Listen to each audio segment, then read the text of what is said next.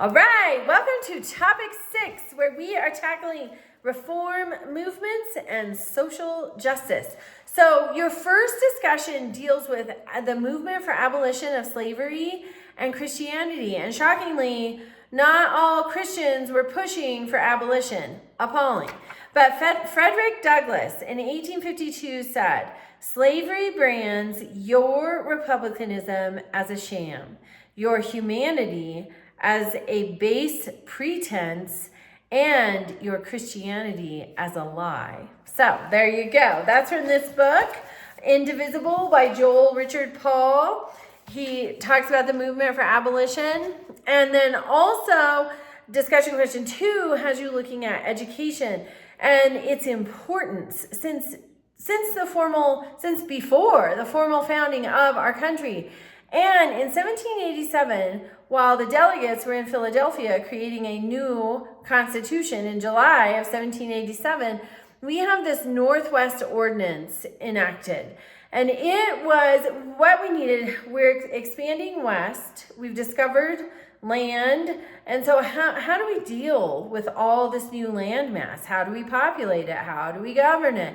How do we get it included into our United States? What are we doing? So they have the Northwest Ordinance. Article 3 of the Northwest Ordinance says, "Religion, morality, and knowledge being necessary to good government and the happiness of mankind." Those 3 things: religion, morality, knowledge. Schools and the means of education shall forever be encouraged. So that's from the Northwest Ordinance in July of 1787. It was important. It was important from our very first colonization. Education has been something that has just been really hyped and prioritized.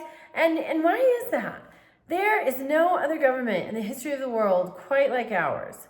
And when the founding fathers, which they were not perfect, obviously, that's why we're talking about a movement for abolition this week, right? They were not perfect, but they understood. They had knowledge. They had exceptional knowledge. And this exceptional knowledge was used to create a very unique representative republic, which is what we have. And it has endured. You know, France tried it, Mexico tried it, theirs did not endure. Ours has endured.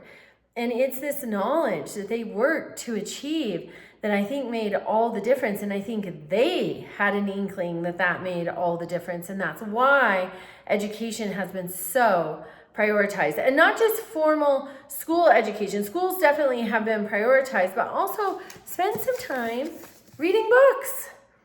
Put your phone down for an hour a day and educate yourself. It makes you more interesting. It definitely works the muscle in your head, your brain. It can benefit you in just ways you don't even understand. So I really encourage you to become readers. Okay, then you have 2 assignments this topic. That's unique. Typically we just have 1. So you have your civil rights matrix. Make sure you fill out all of the columns in that template. And then also you do a PowerPoint. Legacy of the Progressive Era. A lot of people, this is your first time doing a PowerPoint. If that's the case, I have a YouTube I can send to you. I didn't do it, but it's on YouTube and it's very helpful. You can also Google, how to put together a PowerPoint presentation. To have the minimum number of slides that are required, you need an introduction slide, then a slide for each topic: regulation of business, greater democracy, conservationism, rise of professionalism, and prohibition.